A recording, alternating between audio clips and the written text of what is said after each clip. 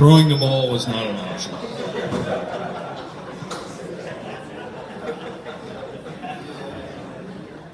So back in '74, we had a very technical, complicated offense. The playbook was 4 pages long. We had upwards of 15 or 16 plays in that book. In every game, we ran at least 2 of them.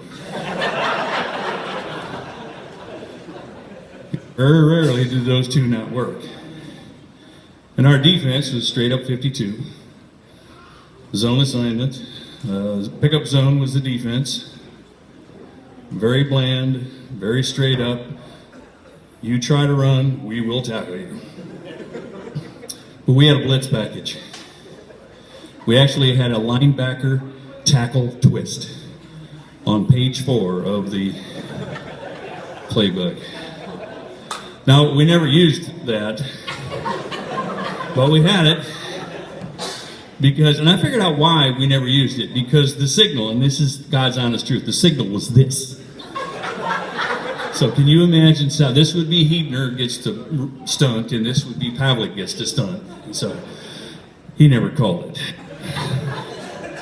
So here's the story of the 2 unauthorized blitzes in all of 1974's football season. We were playing Jessup at their house, second quarter.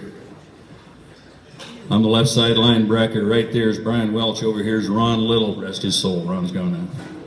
So it took 3 guys to block Ron and 2 to block Brian. So, I'm getting some tackles here,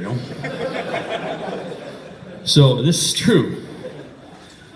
The guard comes up. He goes into his pre-snap snit, looks over at his tackle and says, "You make sure you block him. I'm going to pull." I go, "Really? You're going to pull?" Brian Welch looks back at me and goes, "Yeah. Yeah." He pulls. I drill their tailback 8 yards behind the line of scrimmage. You suppose I got an attaboy or a butt chewing? That was not an authorized blitz. What were you doing back there? So the second one, south wind, Wapsie, it's at our house.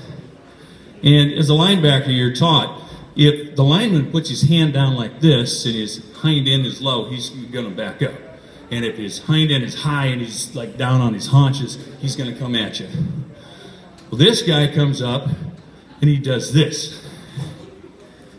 He's going to pull. I look back at Southmead. Southmead. Which I took to mean, yeah, go ahead.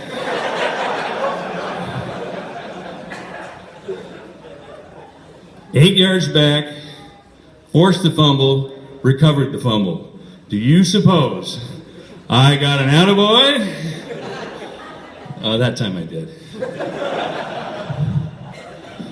We are all blessed to have been a part of this team, this small town, the support we've had, and the coaches we've had. To this day, when I tie my tie, I think of Jerry Southmead. He's the one that taught me how to tie a double Windsor.